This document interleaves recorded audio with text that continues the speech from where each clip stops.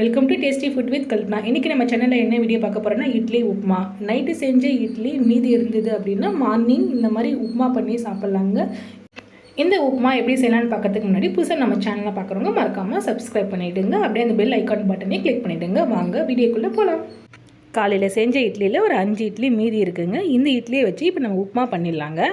இந்த இட்லியை குட்டி குட்டியாக கட் பண்ணிக்கலாம். இல்லை தூள் தூளாக கையிலேயே நம்ம உடச்சி எடுத்துக்கலாங்க. இந்த மாதிரி துண்டு துண்டாக கட் பண்ணி எடுத்துருக்கேன். ஒரு வானலில் 2 டீஸ்பூன் அளவு நான் எண்ணெய் சேர்த்துருக்கேன். 1/4 டீஸ்பூன் அளவு கடுகு சேர்த்துக்கிறேன். கடுகு பொரிஞ்சிருச்சு.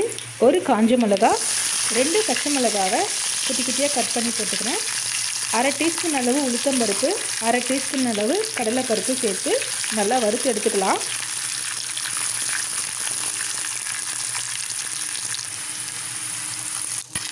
இஞ்சி துண்டு சேர்த்துக்கிறேங்க. பெருங்காயத்தூள் சேர்த்துக்கிறேன்.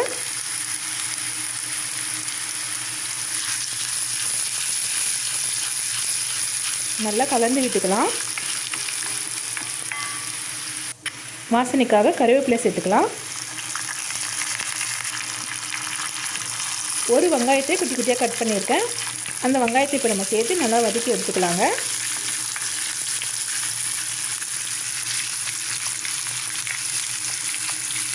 வெங்காயம் ஒரு 50% வெந்தால் போதும்.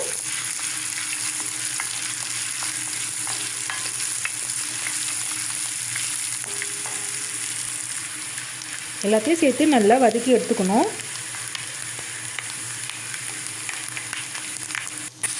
வெங்காயம் இந்த அளவுக்கு வதக்கினா போதுங்க. 1/4 டீஸ்பூன் அளவு மஞ்சள் தூள் சேர்த்துக்கிறேன்.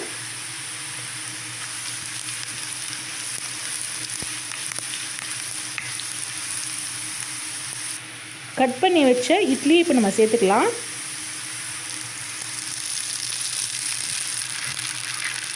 இது எல்லாத்தையும் நம்ம கலந்து விட்டுக்கலாங்க.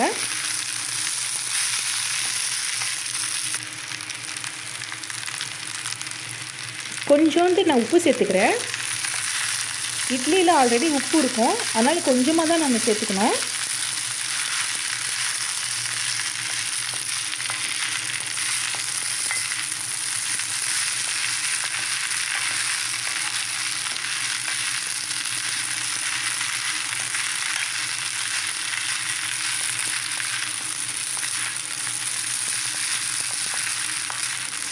சிம்லே வச்சு எல்லாத்தையும் நான் கலந்து விட்டுக்கிறேங்க.